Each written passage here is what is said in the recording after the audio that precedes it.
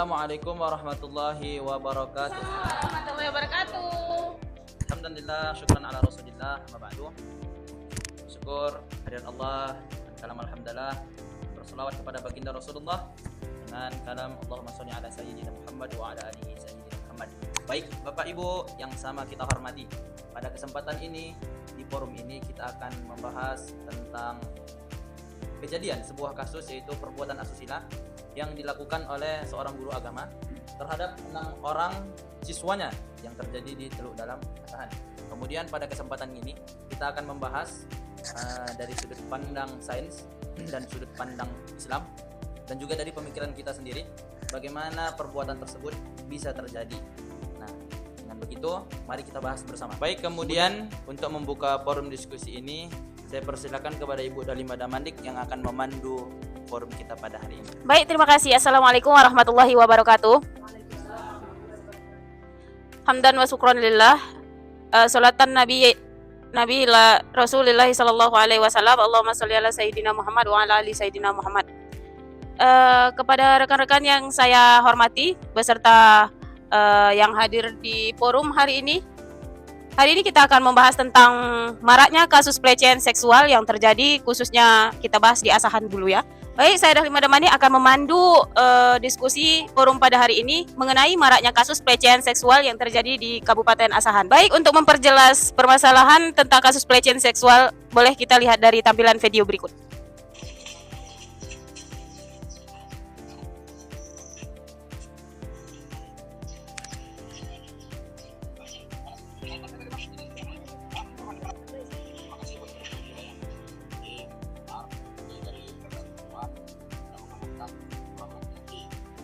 Ada kiai yang melakukan tindakan kekerasan seksual pada santriwatinya. Pengguna KRL melecehkan pengguna lainnya. Kok bisa? Bagaimana sains menjelaskannya? Saya Prof. Zulis, Guru Besar FIPA UI. Kita bahas dalam Behind Science. Secara sains, dorongan seksual itu alami. Insting seksual itu dikendalikan oleh sistem di otak seperti hipotalamus dan sistem limbik. Namun perlu diingat, manusia bukan hewan. Manusia ada akal, punya prefrontal cortex yang berperan sebagai pusat kontrol diri, moral, dan logika. Masalahnya, peran prefrontal cortex sebagai pusat logika sering kalah dengan nafsu. Kok bisa? Secara kimia, di otak kita ada hormon-hormon yang bekerja. Seperti dopamin sebagai hormon rasa senang, menciptakan rasa ingin yang kuat, lebih cepat dari berpikir logis. Respon nafsu berlangsung sekitar 50 milidetik, sementara respon logis sekitar 500 milidetik. Jadi, ternyata nafsu lebih cepat daripada logika. Hormon kortisol membuat kita sulit berpikir jernih. Hal ini disebabkan karena seringnya terpapar pornografi, fantasi liar, serta lingkungan yang permisif. Diperparah adanya relasi kuasa terhadap kelemahan korban. Disinilah kuncinya logika keimanan. Apakah kenikmatan sesaat layak ditukar dengan kehancuran seumur hidup? Tentu orang yang cerdas memikirkan tentang resiko di dunia dan terlebih di akhirat. Orang yang cerdas adalah orang yang banyak mengingat kematian dan mempersiapkan dirinya untuk akhirat. Ini bukan masalah agama atau profesi. Ini masalah manusia yang gagal menjaga logika keimanannya dan sistem yang gagal melindungi korban. Bagaimana solusinya? Dengan mengatur emosi melalui pelatihan kontrol diri, merenungi dampak yang akan timbul, bersungguh-sungguh mengendalikan nafsu melalui zikir kepada Allah dan ibadah yang ikhlas. Terakhir, berdoa agar istiqomah. Orang yang istiqomah bukan berarti tanpa godaan, melainkan yang selalu kembali sebelum terjatuh. Kalau hari ini kita masih bisa menahan diri, teruslah memohon istiqomah. Itu tanda Allah masih menjaga kita. Baik, setelah kita menonton beberapa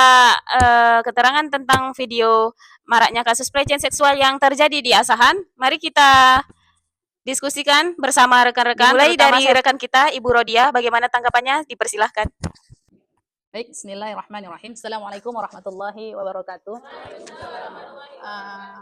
Kepada rekan-rekan semuanya, sebenarnya kasus di Asahan ini terjadi udah lampau.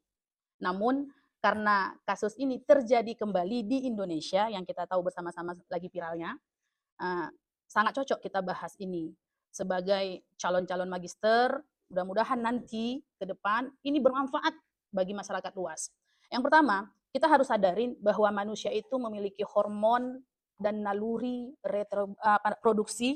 reproduksinya itu secara alami. Jadi kita jangan langsung ponis kepada seseorang pelaku itu, ini memang bahasa-bahasa yang tidak enak didengar. Baik nanti kita lihat yang pelakunya itu baik laki-laki maupun perempuan. Karena ini murni awalnya itu hanya alamisasi aja. Karena kita melihat pendapat kita lihat kutip dari pendapat Zakir Naik. Profesor Zakir Naik itu pernah menjelaskan bahwa dari sudut pandang sains, dorongan seksual itu naluri alami manusia. Itu kita sadar, alami manusia. Yang menciptakan itu untuk menjaga kelangsungan keturunan hidup dari manusia itu sendiri. Namun, di sini saya juga dalam forum ini kita berharap mudah-mudahan kita bisa diskusikan. Kelakuan ini tidak kita setujuin, bukan seksnya yang kita tidak bolehin lakuin, tapi kelakuan seperti ini, seks seperti ini yang dilakukan oleh misalnya seorang guru terhadap siswa atau yang lainnya yang terjadi marak di Indonesia. Bagaimana pandangan agama? Itu jelas kalau secara umum jelas melanggar hukum-hukum agama. Namun di sini coba kepada rekan-rekan yang lain dijelaskan bagaimana forum tentang pendapat agama, bagaimana nanti pendapat Shine yang nanti akan kita jadikan rujukan kita, akan kita jadikan permasalahan ini untuk penyelesaian, bukan hanya sekedar wow untuk hanya diviralkan saja, tapi kita akan dapat solusinya dari sini nanti. Jadi saya hanya membatasin bahwa sebenarnya ini awalnya adalah naluri manusia. Namun kita akan bentengin nanti tentang agama, tentang sainsnya dijelaskan oleh rekan-rekan sekalian. Saya kembali baik kepada rekan kami untuk memberikan pandangan secara umum tentang kasus ini. Kami persilakan kepada Bu Nurintan. Kepada Bu Nurintan kami persilakan. Terima kasih kepada rekan saya Bu Rodiah ya, atas kesempatan untuk memberikan pendapat tentang pelecehan seksual yang marak sekarang ini ya kan Bu. Jadi sebenarnya pelecehan seksual ini sangat meresahkan, sangat-sangat meresahkan. Apalagi kita tahu bahwa korbannya adalah anak-anak. Biasanya anak-anak yang sudah menjadi korban ini mental dan mungkin kepribadiannya akan terganggu dan sangat-sangat terganggu. Sebenarnya banyak yang harus kita bedah di sini, kan? Peran siapa yang paling penting untuk memotong, untuk meng-cut, kalau bisa tidak ada lagi kasus-kasus berikutnya. Apalagi korbannya adalah anak-anak, yang kita tahu masa depannya masih panjang. Jika dia menjadi korban pelecehan seksual, bagaimana masa depan ke depannya? Dan biasanya yang menjadi korban pelecehan seksual ini akan menjadi predator berikutnya. Oke, mungkin ada pendapat dari rekan saya, Marisa, dipersilakan. Izin menurut pandangan saya bahwa setiap anak itu juga perlu kita bimbing dan kita arahkan tentang bagaimana cara untuk mengungkapkan bahwa dia telah dilecehkan oleh guru atau orang-orang sekitarnya. Nah, dengan itu bahwa anak-anak tersebut tidak trauma lagi dengan untuk melaporkan kepada orang tuanya. Pertama, kepada gurunya atau kepada orang-orang yang dia percaya. Karena dari psikologis anak yang mungkin masih di bawah umur, bahwa korban dari seksual ini enggan untuk menceritakan apa yang dialaminya karena merasa malu atau bisa jadi mendapat ancaman dari pelaku atau orang yang melakukan kejahatan seksual tersebut. Nah, perlu kita sadari bahwa pelajaran umum tersebut harus kita sampaikan, mulai dari kita sebagai orang tua, mengajarkan bahwa anak tersebut tidak boleh menyentuh kemaluan anak lain, atau kita berikan arahan bahwa ada organ tubuh atau bagian-bagian tubuh kita yang tidak boleh disentuh sama orang lain. Nah, seperti itu bahwa akan menjadi memori yang akan diingat selalu sama anak-anak, bahwa setiap yang dilakukan harus ada aturan menurut agama dan menurut aturan seperti perundang-undangan yang ada di negeri kita, bahwa pengawasan sebagai orang tua juga perlu, dan juga pengawasan kita sebagai masyarakat yang harus toleransi dan harus bisa menyeimbangkan bahwa ada nih pelaku seksual yang harus mendapatkan hukuman, karena di dalam negara kita juga ada penerapan di UU TPKS dan UU Perlindungan Anak secara tegas. Maka dari itu akan menjadi suatu solusi untuk kita menghadapi pelecehan seksual. Baik, terima kasih, itu menurut pendapat saya. Baik, kita lanjutkan ke Bu Nur Ainun. Silahkan. Terima kasih kepada Saudari Marisa. Di sini saya sependapat dengan Saudari Marisa yang tadi menyampaikan bahwa adanya pendidikan dari tentang pelecehan seksual ini ya kan. Kenapa? Karena kita saja selaku laki-laki dan perempuan itu dilarang untuk tidak saling bersentuhan tadi seperti yang disampaikan oleh Saudari Marisa. Kenapa? Karena laki-laki dan perempuan itu yang bukan muhrimnya dilarang untuk saling bersentuhan, yang akibatnya tadi pasti akan terjadi dorongan, ada nafsu syahwat gitu. Apalagi ini kita lihat seorang laki-laki dengan laki-laki dari video tadi. Tentunya ini sudah sangat-sangat luar dari batas. Mungkin seperti yang disampaikan oleh teman kita tadi, adanya hormon yang berlebihan gitu. Dengan kata lain, marilah kita sama-sama di sini untuk saling menjaga di lingkungan sekolah maupun di lingkungan masyarakat di sekitar kita. Rekan ada yang ingin menambahkan pendapatnya tentang hal ini. Ya, dipersilakan Saudari Pebi. Ya, baik. Di sini saya sedikit menambahkan tentang pemahaman umum saya mengenai kasus yang mungkin sekarang ini banyak terjadi di lingkungan masyarakat sekarang ini, apalagi kasus yang terjadi itu pelecehan seksual yang dilakukan oleh guru agama. Tentu hal ini kan hal yang sangat tercela yang membuat pandangan masyarakat itu menilai bahwasannya kenapa hal ini bisa terjadi dan dilakukan oleh guru agama. Tentunya menjadi sebuah pertanyaan ya kan. Nah, tentunya hal ini menjadi bahan bandingan untuk kita semua, kira-kira kenapa hal ini dapat terjadi? Dalam pandangan saya ini, tentu yang saya menyoroti pentingnya sebuah peran, yaitu peran orang tua. Karena orang tua kita ketahui sebagai pendidik pertama. Harusnya orang tua itu memiliki peran yang sangat penting dalam melindungi anak dari kasus pelecehan seksual tersebut. Nah, mungkin memang orang tua tidak bisa mengawasi anak bagaimana anak itu nanti di luar. Namun setidaknya saat anak itu di dalam rumah, kita telah memberikan bekal-bekal kepada anak tersebut, memberikan pemahaman bahwasannya tentang seksual, dan pemahaman seksual ini yang terjadi di masyarakat ini masih banyak orang tua yang belum mengajarkan tentang hal-hal privasi ini kepada anak. Dan anak ini malahan seringnya tahu dari media sosialnya tanpa ada bimbingan dari orang tuanya.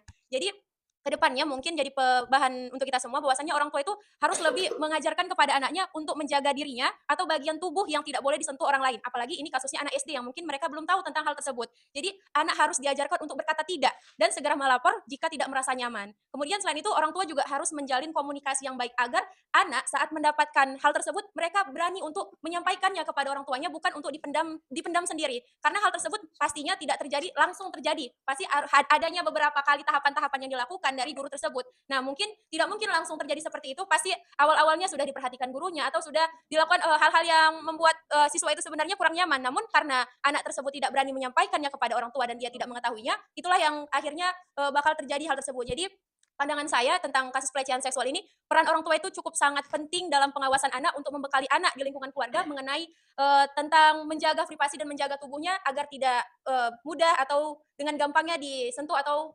dilecehkan oleh orang-orang yang tidak seharusnya, seperti itu menurut pandangan saya. Baik, mungkin itulah secara umum pandangan kami mengenai kasus pelecehan seksual yang terjadi di masyarakat sekarang ini, dan akhirnya kami kembalikan kepada moderator. Terima kasih kepada saudara-saudari, rekan-rekan yang telah memberikan tanggapannya mengenai maraknya kasus pelecehan seksual yang terjadi di Kota Asahan atau Kabupaten Asahan ini. Baik, telah kita dengarkan bagaimana dari pandangan umum mengenai maraknya kasus pelecehan seksual pada hari ini yang sering kita dengar atau sering kita lihat, terutama yang terjadi di Kota Kabupaten Asahan ini. Sekarang marilah kita dengarkan bagaimana pendapat mengenai pandangan sains tentang maraknya kasus pelecehan seksual. Kepada rekan-rekan dari pandangan sains, saya persilahkan untuk memberikan tanggapannya. Baik, terima kasih kepada moderator yang memberikan kepada saya kesempatan kali ini yang akan memberikan tanggapan dilihat dari sisi sainsnya. Di sini saya mengutip dari psikologis keluarga, yaitu seorang pakar, Eli Risman.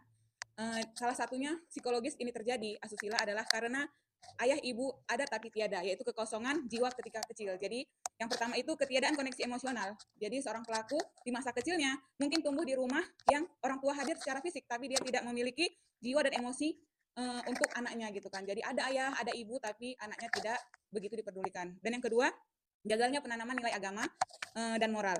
Karena komunikasi di dalam keluarga itu buruk, maka nilai-nilai spiritual, konsep batasan tubuh, kemudian dan penghormatan terhadap orang lain tidak tertanam dengan kuat dalam jiwa pelaku sejak kecil. Jadi di sini kita bersama-sama untuk memperhatikan gitu kan anak didik ataupun anak kita sendiri untuk psikologisnya gitu ya. Jangan sampai mereka tidak mendapatkan hal itu dari rumah dulu gitu. Kita berharapnya guru yang memberikan memberikan tanggung jawab itu. Seharusnya kita dulu nih psikologis anak itu kita siapkan dulu dari rumah sehingga dia di luar tidak mudah untuk mendapatkan pelecehan asusila tadi. Mungkin itu yang bisa saya sampaikan. Kepada rekan-rekan yang lain ingin memberikan tambahan, dipersilahkan.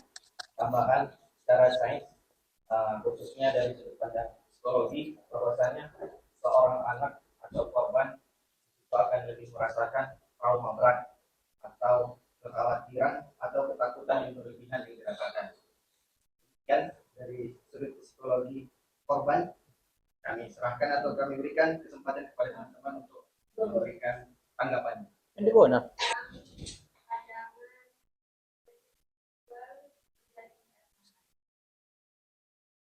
Menurut saya,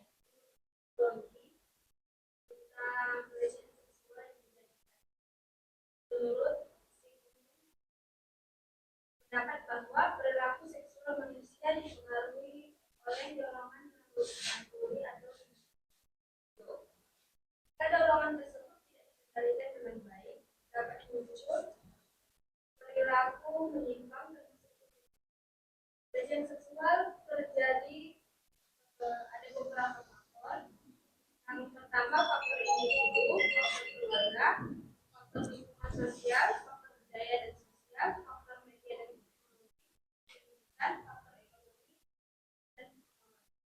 Mungkin itu saja yang bisa saya sampaikan. Mungkin rekan-rekan saya ingin menambahkan. Assalamualaikum warahmatullahi wabarakatuh. Waalaikumsalam warahmatullahi wabarakatuh. Izin menyampaikan pandangan mengenai pelecehan seksual dipahami dari sudut pandang sains. Dalam perspektif ilmiah, pelecehan seksual bukan dipandang sebagai sekedar persoalan moral semata, namun juga sebagai perilaku kompleks yang dipengaruhi oleh faktor biologis, psikologis, sosial, dan juga budaya. Pertama, jika kita dari sudut pandang neuroscience dan biologi, perilaku manusia memang memiliki dorongan seksual yang dipengaruhi oleh hormon dan juga sistem saraf. Namun para ilmuwan menegaskan bahwa dorongan biologis bukan alasan untuk atau sebagai pembenaran di dalam perilaku pelecehan seksual yang dilakukan oleh seseorang atau oknum tertentu. Kemudian hal ini juga sejalan dengan pendapat Luis Pozzolino dalam bukunya menjelaskan yang berjudul The Neuroscience of Human Relationship, yang menjelaskan bahwa perilaku manusia sangat dipengaruhi oleh kemampuan regulasi, emosi, dan fungsi sosial otak. Kemudian, jika kita melihat dari sudut pandang atau perspektif psikologi yang lain, akan kita temukan bahwa pelecehan seksual seringkali berkaitan dengan kebutuhan dominasi, penyalahgunaan kekuasaan, distorsi cara berpikir terhadap relasi seksual, hingga pengalaman sosial yang membentuk perilaku agresif.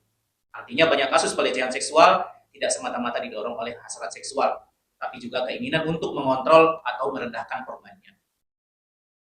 Neil Malamud melalui penelitiannya dalam Journal of Counseling and Clinical Psychology menjelaskan bahwa perilaku agresi seksual berkaitan dengan pola pikir yang permisif terhadap kekerasan.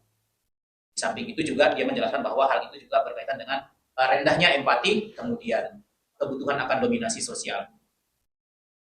Hal ini juga sejalan dengan penelitian yang dilakukan oleh WHO yang menjelaskan bahwa violence against women itu menunjukkan bahwa kekerasan dan pelecehan seksual berkaitan erat dengan ketimpangan kekuasaan dengan norma sosial. Selain itu juga pelecehan seksual dipengaruhi oleh faktor sosial atau situasional seperti alkohol, narkoba, dan minimnya pengawasan serta melemahnya pendidikan tentang konsen atau persetujuan juga menjadi faktor yang meningkatkan risiko pelecehan seksual. Oleh karena itu, secara ilmiah dapat disimpulkan bahwa pelecehan seksual akan dipahami sebagai masalah multidimensional yang tidak dapat menjelaskan dari hanya satu faktor saja. Pencegahannya memerlukan pendidikan moral, penguatan kontrol diri, lingkungan sosial seperti keluarga, edukasi di sekolah, dan juga terus kita mengkampanyekan bagaimana pendidikan seks bagi anak itu harus terus diupayakan. Mungkin demikian yang bisa kami sampaikan. Kami kembalikan kepada moderator. Baik, terima kasih. Banyak sekali yang kita dengarkan dari pemaparan sejauh ini, yaitu pertama mengenai pandangan umum, dan yang kedua dari pandangan sains.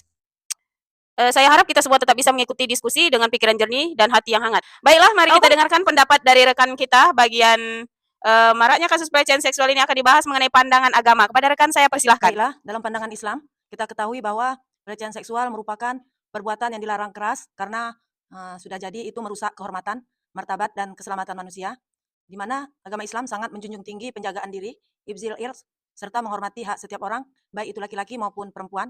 Di dalam pandangan Islam juga terdapat di dalam Quran surah Al-Isra, sudah jelas di situ larangan mendekati zina, yang berbunyi ayatnya, Bismillahirrahmanirrahim, wala taqrabuz zina innahu kana fahisyatan wa sa'a sabila. Artinya, dan janganlah kamu mendekati zina, sesungguhnya zina itu adalah perbuatan keji dan jalan yang buruk. Yang jelas dalam ayat ini pelecehan seksual dapat menjadi bagian dari perilaku yang mendekati zina karena melibatkan hawa nafsu yang tidak terkendali dan merugikan orang lain. Ada tambahan dari rekan saya? Oke, terima kasih. Assalamualaikum warahmatullahi wabarakatuh. Kita saksikan tadi apa yang terjadi di Asahan. Memang luar biasa, apalagi dilakukan oleh seorang guru, seharusnya melindungi, tetapi dia adalah sebagai predator, istilah yang dahulu kita sebut musang berbulu domba. Jadi oleh karena itu, apa yang terjadi itu adalah tidak terlepas dari seorang guru yang tak mampu mengendalikan nafsu. Kata Imam Al-Ghazali bahwa tidak ada salah dengan nafsu. Maka dengan nafsu itu Allah menciptakan manusia untuk berkembang bijak sampai hari kiamat. Adanya nafsu makan, nafsu minum, nafsu menikah, dan sebagainya untuk melangsungkan kehidupan manusia. Tapi yang salah adalah, yang berbahaya adalah apabila seseorang tidak mampu mengendalikan nafsunya. Maka masalah nafsu ini masalah yang paling sangat besar atau sangat luar biasa dalam pandangan Islam. Sehingga Rasul ketika beliau selesai lepas perang Badar sebanyak 313 pasukan muslim melawan 1000 pasukan musuh. Umat Islam pada saat itu keluar sebagai pemenang. Maka ketika Rasul pulang, beliau mengatakan raja'na min jihadil asghar ila jihadil akbar. Kita, kata Rasul, baru saja pulang dari jihad yang kecil dan kembali kita kepada jihad yang besar. Maka sahabat bingung dan bertanya, "Ya Rasul, apa itu jihad yang besar?" Kata Rasul, jihadun nafs, jihad melawan hawa nafsu. Artinya apa? Bahwa kalau perang yang namanya perang Badar, musuh dapat dilihat dengan mata kepala dan jumlahnya 1.000 orang. Dan juga di lembah Badar. Maka lain dengan perang melawan hawa nafsu kita. Maka nafsu kita adalah kita perang sampai sepanjang umur kita. Jadi hati-hati bagi seorang guru, apalagi mungkin banyak sebagai harus menjadi uswatun hasanah, maka harus mengendalikan nafsu. Nafsu itu tidak bisa dibunuh, dia mengalir di darah kita, di daging kita. Maka oleh karena itu Islam mengajarkan, memberikan untuk mengendalikan hawa nafsu itu. Islam memberikan penekanan 4 hal menurut Imam Al-Ghazali. Yang pertama, kata beliau, adalah dilarang banyak kali makan, apalagi makan yang haram.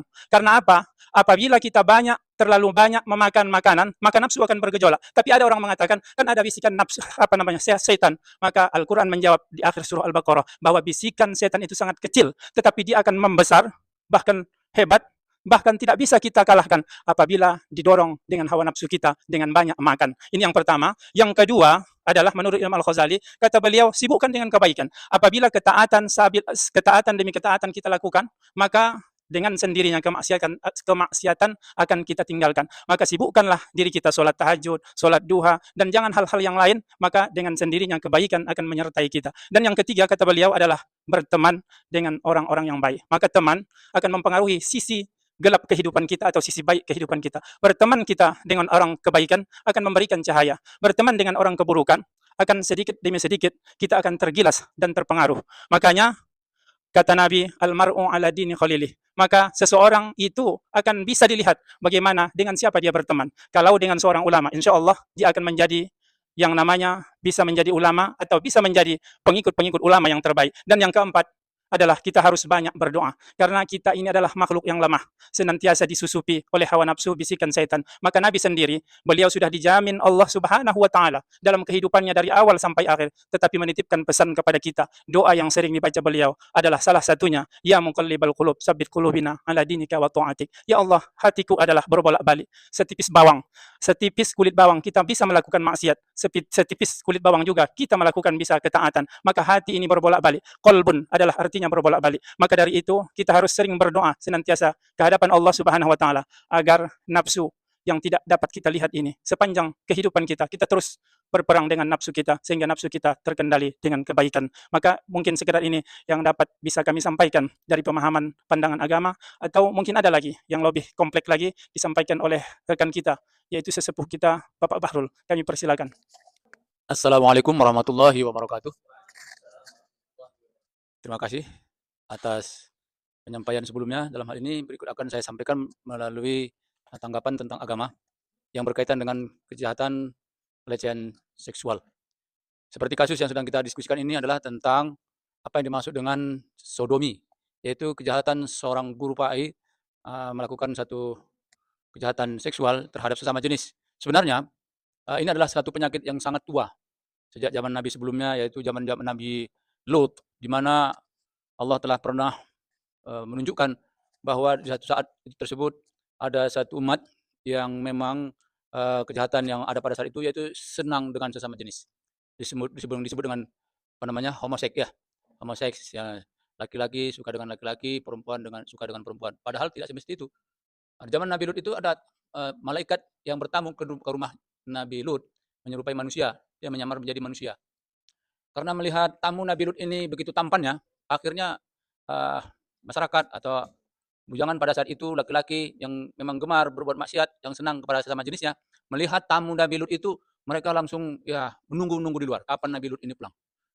Kapan tamu Nabi Lut ini kembali atau keluar dari rumah Nabi Lut, akan mereka ikuti. Namun hal ini diketahui oleh Nabi Allah Lut alaihissalam bahwa pemuda-pemuda atau laki-laki yang di luar adalah mengintai tamunya tersebut. Maka Nabi Lut tidak segan-segan untuk menyampaikan kepada tamunya, wahai pemuda, bukankah di rumahku ini ada wanita-wanita yang solehah, yang baik, cantik, paras rupanya? Apakah kalian masih menyenangi tamu saya ini? Padahal tamu saya ini adalah seorang laki-laki. Ini adalah suatu hal larangan. Namun karena memang itu sudah menjadi ketentuan daripada Allah Subhanahu wa Ta'ala dalam menetapkan penyakit yang seperti itu, senang kepada sesama jenis. Maka adapun kejadian yang kita diskusikan ini tepatnya Kecamatan Teluk Dalam ya, Kabupaten Asahan yang berada di kabupaten kita sendiri. Sebenarnya hati kita sangat miris mendengar dan melihat video-video yang ada di YouTube. Ya, bagaimana kita tidak miris melihat kenyataan ini? Kita yang sesama satu akidah, yang syogianya kita saling bahu-membahu dalam membangun umat untuk menegakkan kebenaran, tapi ternyata ada salah seorang dari saudara kita yang berperilaku menyimpang, yaitu dengan menunjukkan senang sesama jenisnya. Padahal itu sangat dilarang menurut agama kita ini. Menurut hemat saya, bahwa pelaku tersebut sepertinya masih sangat jauh dari tuntunan ataupun pedoman Islam yang sebenarnya, yaitu Al-Quran dan Hadis. Bukankah Al-Quran telah mengingatkan kita dalam surah Alif Lam Mim As-Sajdah, yaitu ayat ke-18, A'udzubillahi minasyaitonirrajim, Bismillahirrahmanirrahim. Afaman kana mu'minan kaman kana fasiqa. Apakah kamu mengira bahwa sama itu orang-orang mukmin dan orang-orang fasik? La yastawun, kata Allah dalam firman-Nya, tidak sama. Di mana tidak samanya? Yaitu tadi dengan menunjukkan perlakuan menyimpang itu situ tidak samanya. Siogianya seorang muslim, dia sudah harus menjalankan sesuatu itu sesuai dengan fungsinya. Laki-laki senang kepada wanita, memang seperti itu lazimnya. Tetapi andai kata hal yang seperti ini, laki-laki senang dengan laki-laki, jelas la yastawun, tidak sama. Itu adalah menunjukkan bahwa sikap pelaku tersebut sangat jauh dengan tuntunan Al-Quran. Lalu Allah melanjutkan firman-Nya, menunjukkan bahwa tidak sama orang-orang mukmin dengan orang-orang fasik. Di mana tidak samanya? Lanjut Allah dalam firman-Nya, "Ammal ladzina amanu wa 'amilus solihati falahum jannatul ma'wa." Adapun orang-orang yang beriman serta mengerjakan kebaikan, maka dia akan mendapat balasan surga sebagai balasan atau pahala terhadap apa yang telah ia kerjakan. Tentunya si pelaku itu sangat jauh dari tuntunan Al-Quran sehingga menyebabkan dia berperilaku menyimpang. Maka menurut kita yang sebagai umat beragama, kalau dia tidak menjalankan kegiatannya seperti atau amal agamanya seperti muslim layaknya, maka secara otomatis bahwa dia telah menjatuhkan dirinya, mengkelompokkan dirinya kepada orang-orang fasik. Lalu bagaimana selanjutnya tentang hal yang fasik ini? Wa ammal ladzina fasaqu fama'wahumun nar. Kullama aradu an yakhruju minha u'idu fiha wa qila lahum dzuqu 'adzaban nar alladzi kuntum bihi tukadzibun. Yang artinya, adapun orang-orang fasik, tempat kembalinya di akhirat adalah an-nar atau neraka. Setiap kali mereka berusaha hendak keluar dari neraka itu, mereka dikembalikan lagi oleh Allah. Lalu dikatakan kepada mereka, Dzuqu 'adzaban nar alladzi kuntum bihi tukadzibun. Maka rasakanlah azab yang menyiksa ini terhadap apa yang kamu dustakan dahulu ketika kamu diberi kesempatan hidup di dunia. Dustanya di mana? Dustanya adalah tentang perlakuan menyimpangnya itu. Barangkali sebagai kita menyikapi tentang kejadian ini, marilah kita saling mengingatkan dengan kebenaran dan saling mengingatkan dengan kesabaran dan berusaha sekuat mungkin agar kita kiranya, terutama petugas-petugas agama kita ini dari mahasiswa magister PAI ini, kiranya terhindar dan terjauh dari perilaku menyimpang tersebut. Terima kasih. Selanjutnya, ini saya minta juga pendapat dari rekan kita, kepada Pak Adi, silakan. Baik, Assalamualaikum warahmatullahi wabarakatuh. Terima kasih kepada rekan kami Pak Bahru yang telah memberikan kesempatan saya untuk menyampaikan pendapat bagaimana perbuatan homoseksual sodom ini menurut pandangan Islam. Ada sedikit tambahan dari saya, yaitu kita tahu bahwa perbuatan sodom ini sudah ada sejak zaman Nabi seperti yang dijelaskan oleh saudara tadi. Dan Allah sangat mencela perbuatan ini seperti dalam Al-Quran, Quran surah Al-A'raf ayat 80 dan 81. A'udzubillahi minasyaitonirrajim. Bismillahirrahmanirrahim. Wa Lutun idza qala liqaumihi atatunal fahishata ma sabaqakum biha min ahadin min 'alal alamin. Dan kami juga telah mengutus Lut ketika dia berkata kepada kaumnya, "Mengapa kamu mengerjakan perbuatan keji yang belum pernah dikerjakan oleh seorang pun sebelummu di dunia ini? Innakum lata'tunar razala syahwat min duni nisa bal antum qaumun musrifun." Sesungguhnya kamu mendatangi lelaki untuk melepaskan syahwatmu kepada mereka, bukan kepada wanita, malah kamu ini adalah kaum yang melampaui batas. Quran surah Al-A'raf ayat 80 dan 81. Di sini Allah sudah menjelaskan bagaimana celaan Nabi Lut. Celakan terhadap kaum Nabi Lut ketika melihat para umatnya melakukan perbuatan sodom, yaitu melakukan nafsu antara sesama jenis, sementara mereka tidak mempedulikan istri-istri mereka. Sampai suatu ketika Allah mengutus malaikat untuk menghukum kaum Nabi Lut dengan cara berubah menyerupai seorang pemuda tampan yang mendatangi Nabi Lut atau untuk bertamu dan untuk memberikan pelajaran kepada kaum Nabi Lut. Kemudian pada surat yang lain, yaitu Asy-Syura ayat 165 dan 166, A'udzubillahi minasyaitonirrajim. Bismillahirrahmanirrahim. Atatuna zikra inna minal alamin. Mengapa kamu mendatangi jenis laki-laki di antara manusia dan kamu tinggalkan istri-istri? Wa tazaruna ma khalaqa lakum rabbukum min azwajikum bal antum qaumun 'adun. Dan kamu tinggalkan istri-istri yang dijadikan oleh Tuhanmu untukmu. Bahkan kamu adalah orang-orang yang melampaui batas. Kata Allah di sini jelaskan bahwa perbuatan itu belum pernah terjadi sebelum-sebelumnya, dan mereka lah yang memulai terjadinya perbuatan sodom atau pecinta sesama jenis homoseks. Rasulullah SAW sangat secara tegas mengutuk pelaku perbuatan sodom. Rasul pernah bersabda yang diriwayatkan oleh hadis riwayat Ahmad, Abu Daud dan Tirmizi, yang artinya dari Ibnu Abbas berkata, Rasulullah SAW bersabda, siapa saja yang kalian dapati melakukan perbuatan kaum Lut atau sodomi, maka bunuhlah pelakunya dan objeknya. Hadis riwayat Ahmad, Abu Daud dan Tirmizi. Di sini sudah jelas dari hadis Rasulullah bahwa secara tegas Rasulullah menyampaikan agar kita membunuh orang yang melakukan perbuatan kaum Lut, sodom, ini adalah sebuah hadis. Namun karena di negara kita hukumnya tidak seperti hukum Islam yang diterapkan, jadi mungkin masih banyak pelaku-pelaku perbuatan sodom ini kita lihat di mana-mana. Seandainya saja di negara kita ini berlaku hukum Islam, saya yakin 100% tidak akan ada lagi orang yang berani bahkan berniat untuk melakukan perbuatan seperti ini. Karena apa? Karena dia tahu konsekuensinya. Begitu melakukan perbuatan itu, maka akan langsung dihukum mati. Jadi sudah jelas dari ayat dan hadis tersebut, perbuatan sodomi ini sangat-sangat tidak disukai dan sangat tercela, bahkan hukumannya bisa dibunuh sesuai dengan hadis Nabi.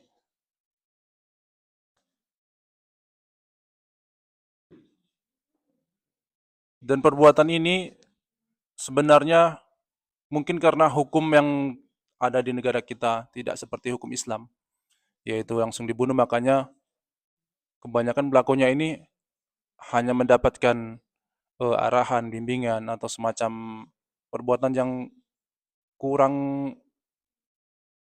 ke pelajaran lah ke pelakunya. Makanya perbuatan ini sering kali terjadi berulang-ulang. Mungkin hari ini di Asahan, mungkin selanjutnya akan terjadi di daerah-daerah yang lain. Jadi kalau bisa kita, apalagi kondisi kita sebagai seorang calon magister, mulailah untuk menerapkan hukum-hukum Islam yang sudah kita ketahui hukumnya dalam kehidupan pribadi kita masing-masing. Demikianlah yang bisa kami sampaikan pandangan kami dari segi agama terhadap perbuatan asusila Sodom yang berada di Kecamatan Teluk Dalam. Dan kami sudahi, wabillahi taufiq wal hidayah. Assalamualaikum warahmatullahi wabarakatuh. Kami kembalikan ke moderator. Terima kasih, tadi sudah kita dengarkan berbagai macam masukan dari para rekan-rekan kita yang membahas bagaimana maraknya kasus pelecehan seksual yang terjadi pada saat ini mengenai pandangan agama. Maraknya kasus pelecehan seksual bukan lagi sekedar berita, melainkan cerminan tantangan besar yang harus kita hadapi bersama. Nah, masalah ini tidak akan selesai hanya dengan membahasnya, tetapi akan teratasi ketika kita semua berani bersuara, melindungi satu sama lain, dan membangun lingkungan yang menghormati hak serta martabat setiap orang. Mari kita jadikan diskusi ini langkah awal nyata untuk mencegah, melaporkan, dan memastikan keadilan yang ditegakkan. Terima kasih. Wassalamualaikum warahmatullahi wabarakatuh. Saya kembalikan kepada Ketua Forum Diskusi pada hari ini. Baik, terima kasih kepada Bapak Ibu sekalian atas tanggapannya terhadap tentang pelecehan seksual, baik dari segi pandangan masyarakat, kemudian dari pandangan sains, dan juga dari pandangan agama. Kemudian secara kesimpulan, pelecehan seksual baik dari perspektif sains, Islam maupun masyarakat dipandang sebagai pelaku yang negatif, yang dapat merusak diri sendiri, diri orang lain, dan tatanan sosial. Tak lain tak bukan penyebabnya didorong oleh hawa nafsu, dan juga lemahnya kontrol diri, juga rusaknya moral, dan juga pengaruh lingkungan atau pergaulan sosial. Oleh karena itu, ada beberapa tahapan pencegahan perbuatan tersebut untuk bisa dicegah. Yang pertama yaitu dengan pendidikan akhlak dan moral yang ditanamkan sejak dini, terutama kepada anak-anak kita. Kemudian tentang penguatan iman dan mengontrol diri, dan juga lingkungan sosial yang sehat. Jadi jauhkan lingkungan anak-anak kita dari perbuatan-perbuatan yang tidak baik, apalagi yang di lingkungan tersebut banyak terjadi perbuatan-perbuatan penyelewengan pelecehan seksual, serta kesadaran diri untuk menghormati martabat sesama manusia. Nah, jadi sesama kita harus saling menghormati. Kita punya harga diri, orang lain juga punya harga diri. Baik Bapak Ibu, demikian forum diskusi kita pada kesempatan kali ini. Semoga apa yang kita diskusikan pada forum ini bermanfaat bagi kita dan bermanfaat bagi umat. Demikian forum ini saya akhiri, billahi taufik wal hidayah. Wassalamualaikum warahmatullahi wabarakatuh.